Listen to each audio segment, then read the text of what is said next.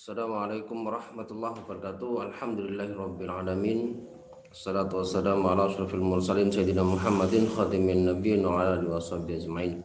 Anak-anakku yang dirahmati Allah, alhamdulillah pagi ini kita dapat bertemu kembali dalam suasana yang sehat tentunya. Semoga anak-anakku semuanya senantiasa dalam lindungan dan ma'unah Allah Subhanahu wa taala. Baiklah anak-anak, sebelum kita melanjutkan materi bab 8 tentang hidup sederhana dan ikhlas, marilah kita berdoa terlebih dahulu.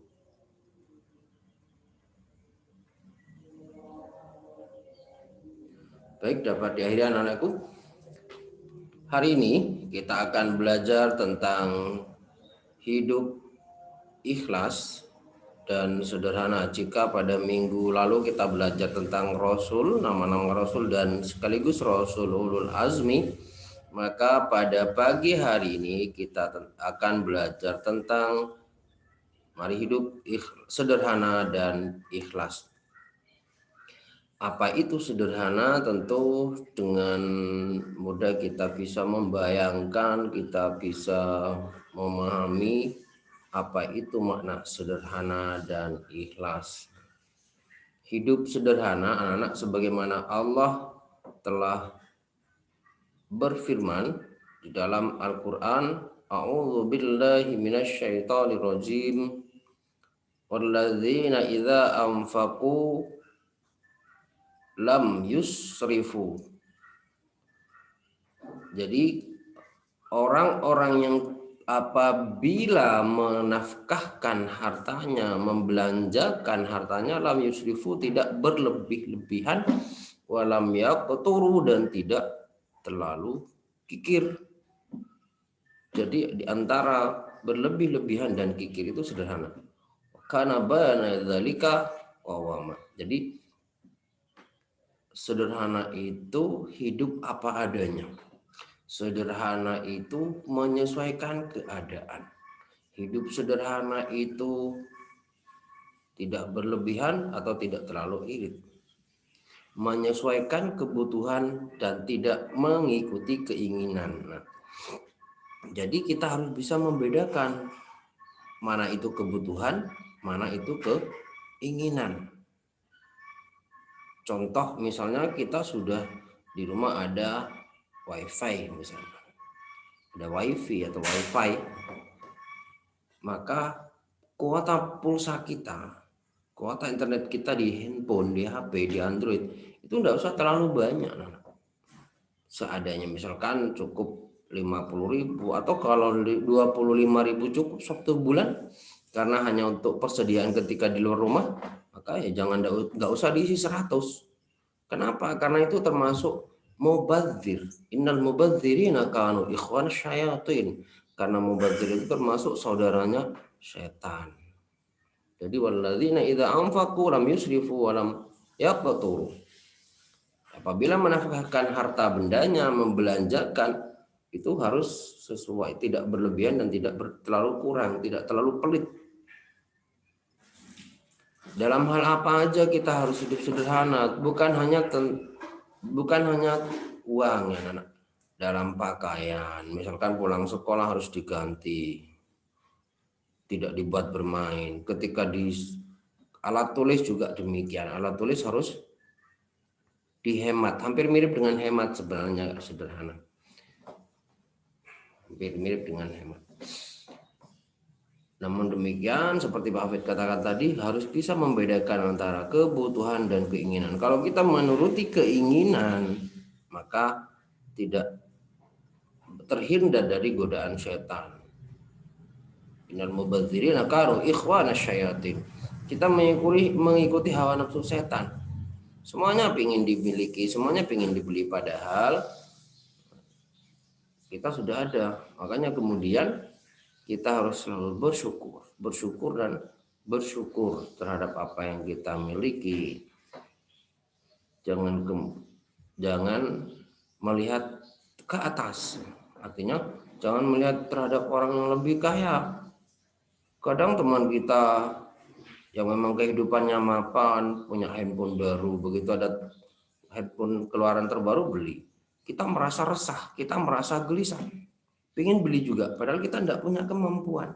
Nah ini namanya mau mengikuti keinginan, termakan rayuan setan, hidup sederhana. Kemudian yang kedua ikhlas. Nah, mungkin kita masih ingat dengan surat Al-Maun ya. Surat Al-Maun alladzina hum yura'un. Jadi termasuk pendusta agama orang yang riya. Ikhlas ini kebalikan dari riya. Ikhlas itu bersih, melakukan segala sesuatu itu karena murni karena Allah. Melakukan sesuatu itu dengan ikhlas, tanpa pamrih, tanpa pamer, tanpa pingin dipuji. Dan orang ikhlas itu biasanya melakukan sesuatu dengan sungguh-sungguh, tanpa mengeluh, tanpa berkeluh kesah. Kalau dalam hadis, innallaha la yanzuru ila ajsamikum wa la ila suwarikum walakin yanzuru ila qulubikum wa a'malikum, ya ada tambahannya mestinya. Sesungguhnya Allah, innallaha, sesungguhnya Allah, la yanzuru, tidak melihat Allah, ila ajsamikum, kepada fisik kita, kepada badan kita, wala suwarikum, kepada juga tidak, Allah tidak melihat rupa kita. Kita tampan, kita cantik, kita ganteng, kita glowing. Bukan itu yang dilihat Allah.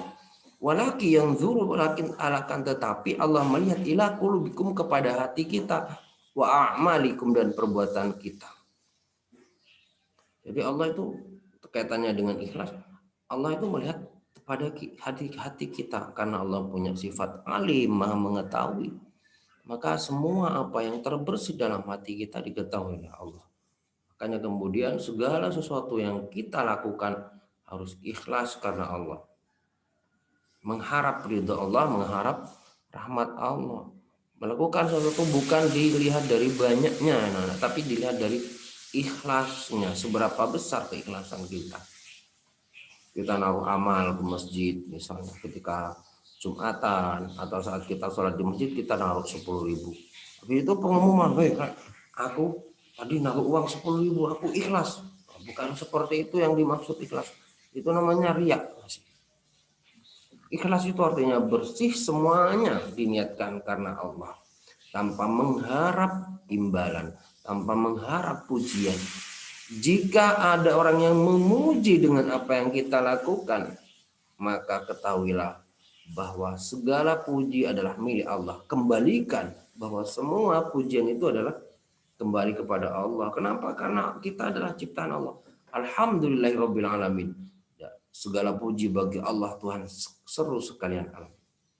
Jadi segala puji itu milik Allah. Kalau ada orang yang memuji kita, maka jangan kemudian menjadi bangga diri, tapi semuanya dikembalikan kepada Allah. Alhamdulillah, dalam ilmu nahwu, Allah itu linafil jinsi, artinya menafikan semua jenis, menafikan semua makhluk. Alhamdulillah, segala puji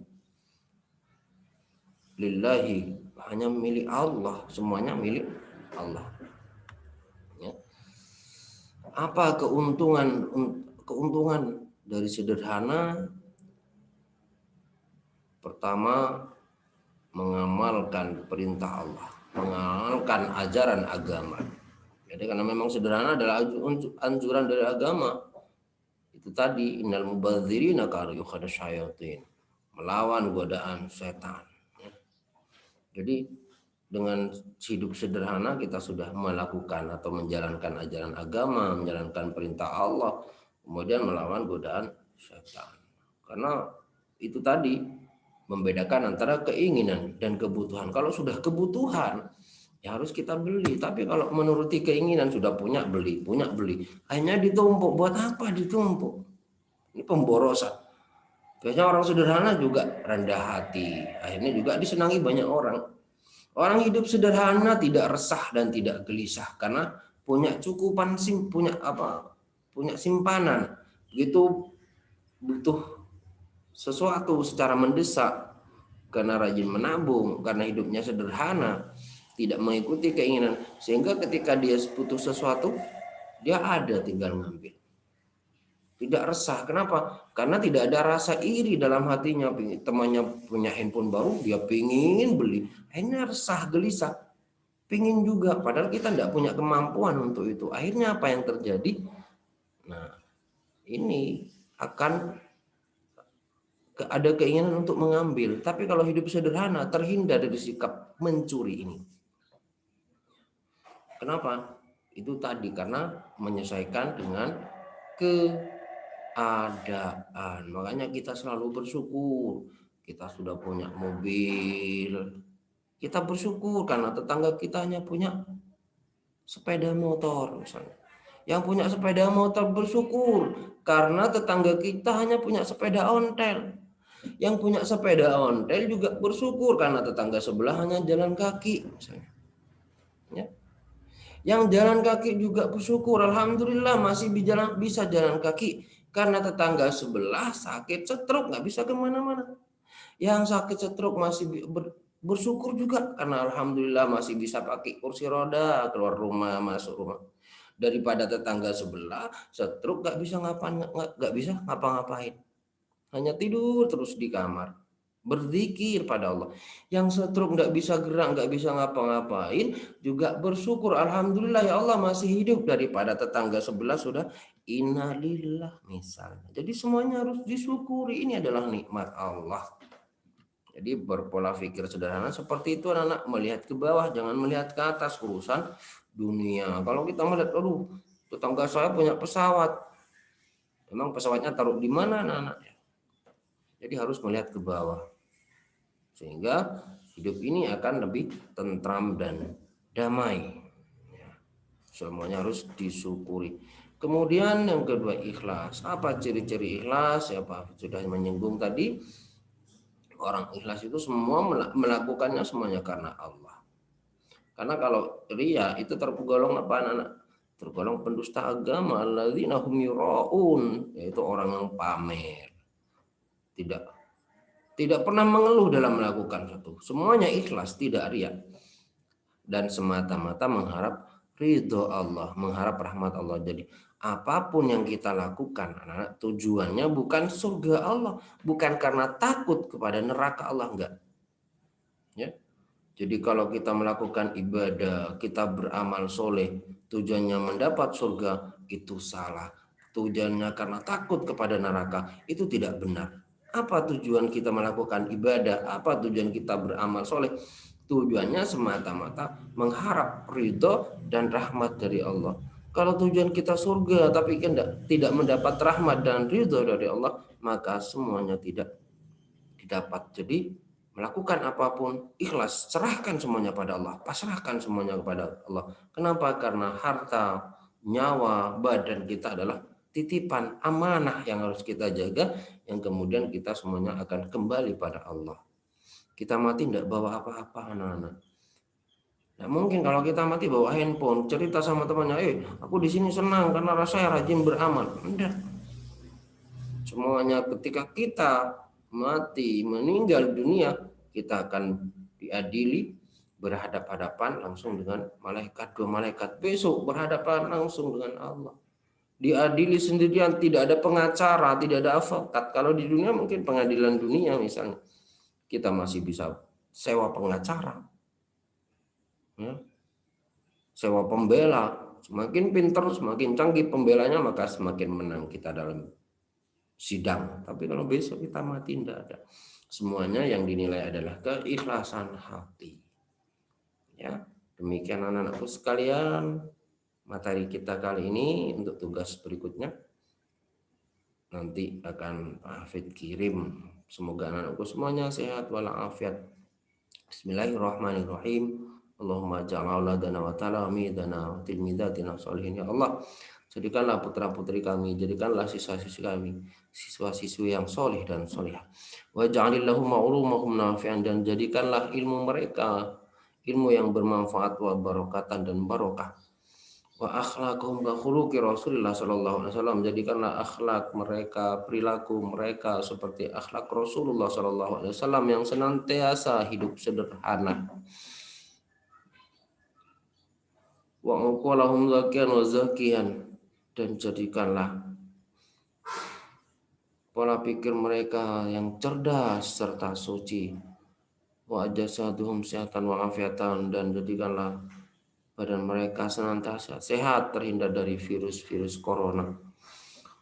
Wa arzaqahum rizqan halalan thayyiban mubarakan, dan berilah mereka rezeki yang halal serta barokah. Akhirul kalam, Allahumma fiqh ila aqwamit thoriq. Wassalamualaikum warahmatullahi wabarakatuh.